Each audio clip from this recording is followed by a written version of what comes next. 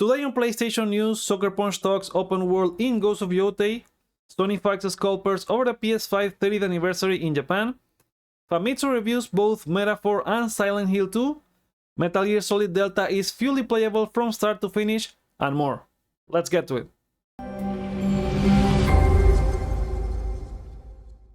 Hello friends, welcome back to PlayStation News, hoping you are doing great, and we have a new round of PlayStation and gaming stories to talk about. So let's start with Ghost of Yotei, as Sucker Punch and Sony revealed the game back at the recent State of Play, and they have been giving some small details in several interviews now. They previously said that this would be the beginning of a new franchise, with taking the idea of the ghost and someone else wearing the mask, and now they have mentioned some stuff regarding the open world.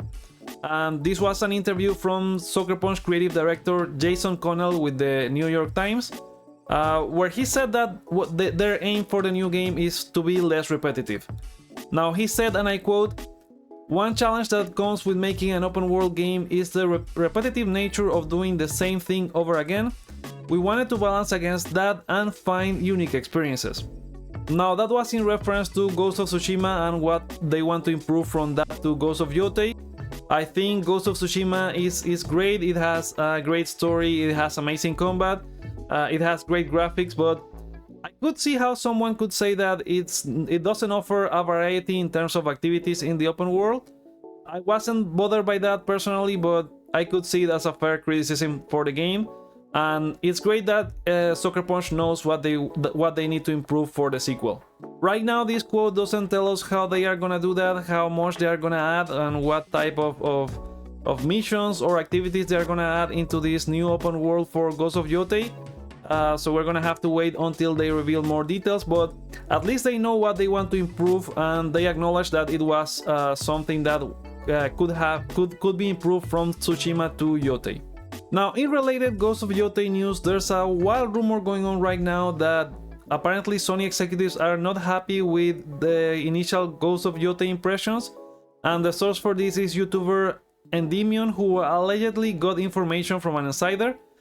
Now he said that Ghost of Yotei blindsided many people at Sony that were not aware that on what Sucker Punch was working on, because they were expecting Jin Sakai was getting a sequel. And that Sony is not happy at all when it comes to the response of that game either. I just can't buy this because of two reasons. The first one is that the reception of the game is very positive. It was one of the most liked trailers from the State of Play, and it currently has 289,000 likes against 22,000 dislikes, and that's a 93% positive engagement.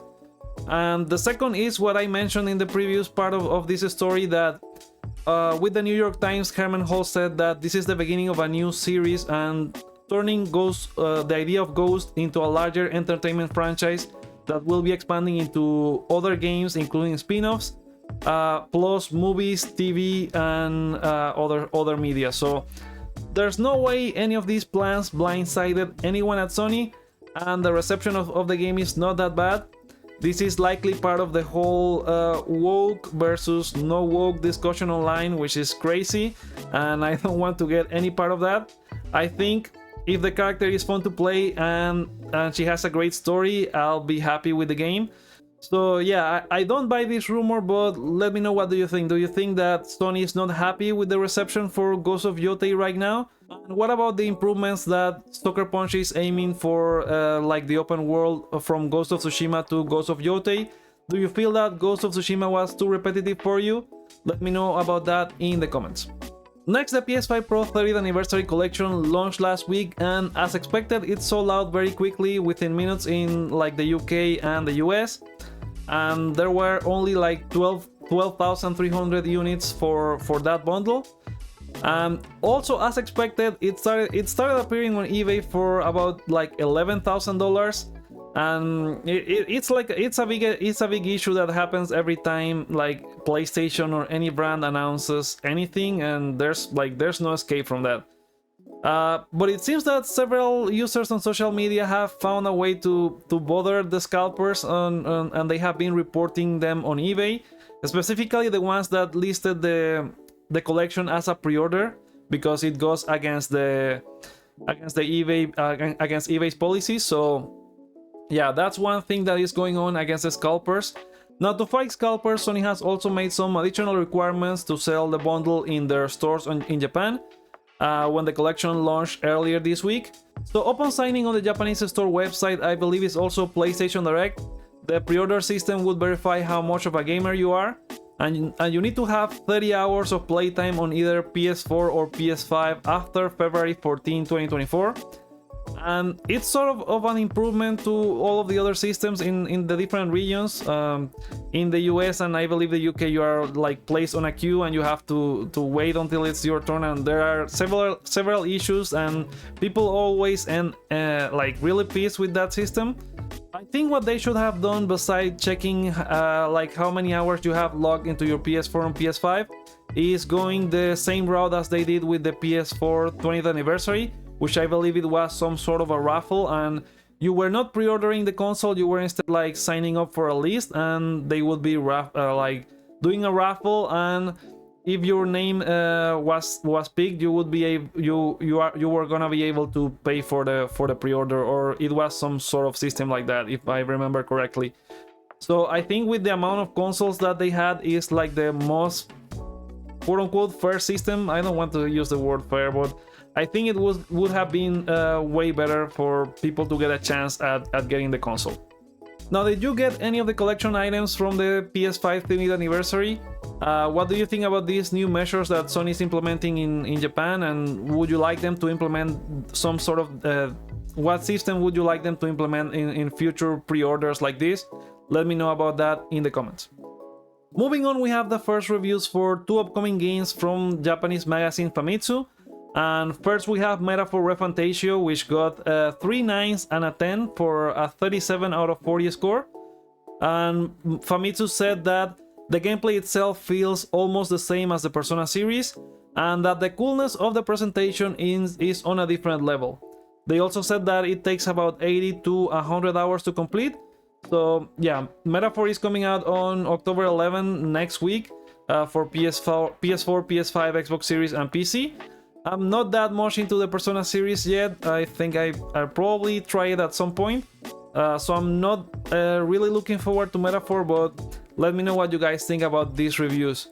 Now, the other game they reviewed was Silent Hill 2, and that got a lower score than Metaphor, but it still got a great score. It got 3 9s and 1 8 for a 35 out of 40. And what they praised was, quote-unquote, the sense of realism and creepiness brought by the beautiful visuals and sound, which they say is incredible. So specifically for Silent Hill 2, what a turnaround it has been, from people not liking what the game looked like back during the game's reveal, and also like the different trailers. Like people didn't like the combat trailer, for example, and it wasn't until just last month that they started showing like how the game's gonna look like at release. And it's a wild turnaround. People on different media outlets were saying that it's similar to the Resident Evil remakes, and the new trailers also look great. So yeah, it seems like it's gonna be a great game after all. So Bloober Team was right when they were angry on how Konami was marketing the game.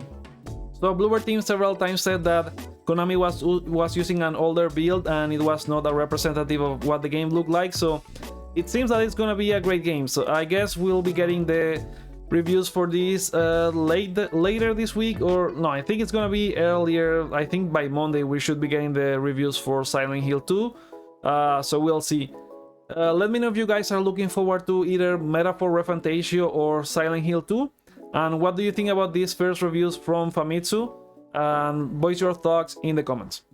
Now let's keep talking about Konami games, but now for Metal Gear Solid Delta, as there's a new update on top of what we talked about in the previous episode, where there was this interview with Noriaki Okamura back at TGS, and he said that they didn't want to give a release date yet because they don't want to disappoint fans and they were not ready to announce it. Now there's a new interview from Famitsu with, again, series producer Noriaki Okamura and also producer Yuji Furukawa, I think that's how you pronounce his name, sorry if it's not, where they were asked about the release date again.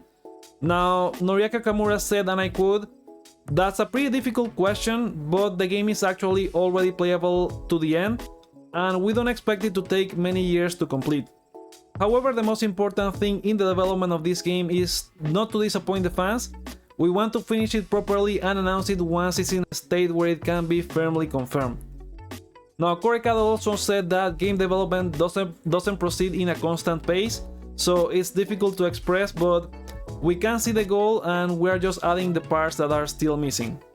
Now, knowing that the game is playable from beginning to end is really great news. That means that it's close to release, but again, I don't think it's gonna be a 2024 release. I think they are simply not gonna make it for 2024.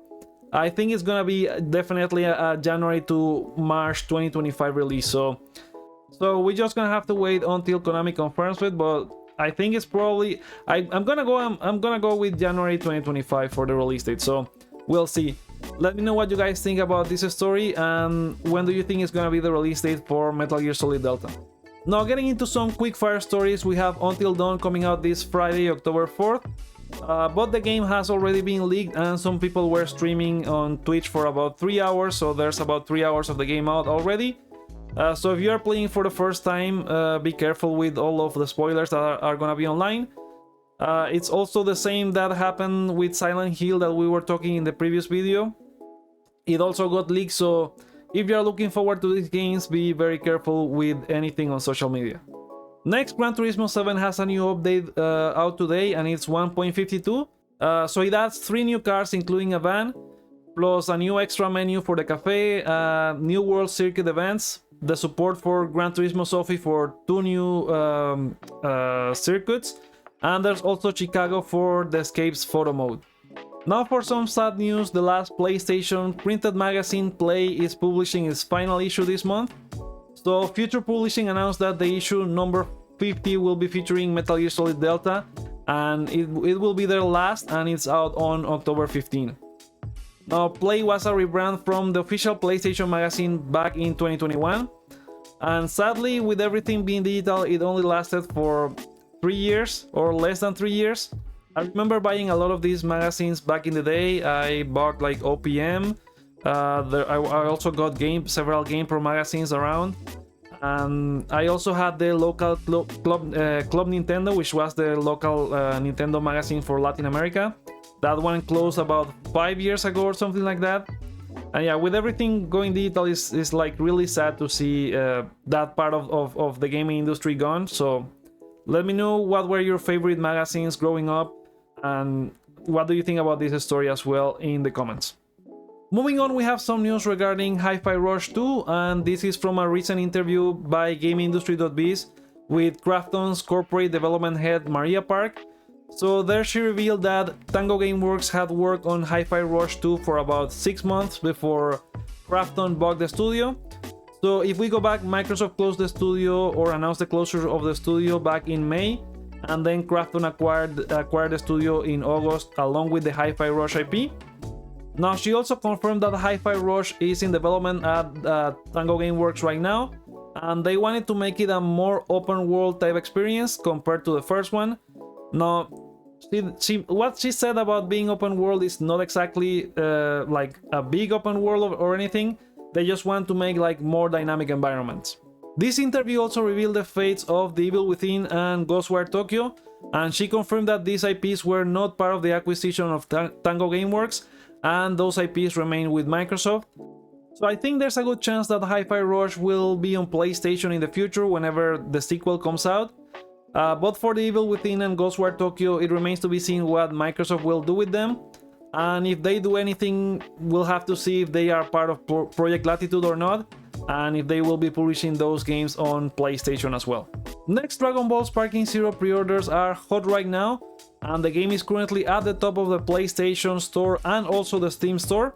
It's even ranking better than Call of Duty Black Ops 6 as of recording, and on the PlayStation Store specifically, it's the $110 Ultimate Edition, which is the number one, and it's followed by the $100 Deluxe Edition, which is crazy. People are going crazy for this game. The Ultimate Edition is also the number one seller in the Amazon Hot New Releases for Video Games ranking. So yeah, the hype level for Dragon Ball Sparking Zero is off the chart, and people are pre-ordering it like crazy. So let me know what's your hype level for the game, if you are planning to buy it or not. Let me know about that in the comments below. In another story, we have publisher CI Games that has revealed as part of their latest financial report that they are working on the Lords of the Fallen 2. Now, according to Eurogamer, the publisher is looking for the game to have a quote-unquote more commercial art style and narrative, as they want it to be more mainstream. And they are also looking to add like gameplay improvements, more game modes, shared co-op mode besides the single player, and also elevated production values with Unreal Engine 5. And that is due to the support from Epic Games that has injected a lot of money into this project. And as they want the game to be exclusive to the Epic Games Store, at least on PC, the game is also gonna be coming to PS5 and Xbox Series alongside PC on 2026, which is the tentative date. So we'll see what happens with the Lords of the Fallen 2. Now, speaking of Epic Games, they revealed a new feature for Unreal Engine 5.5 and it's named Megalights. So this technology allows for dynamic and realistic area shadows along with light volumetric fog.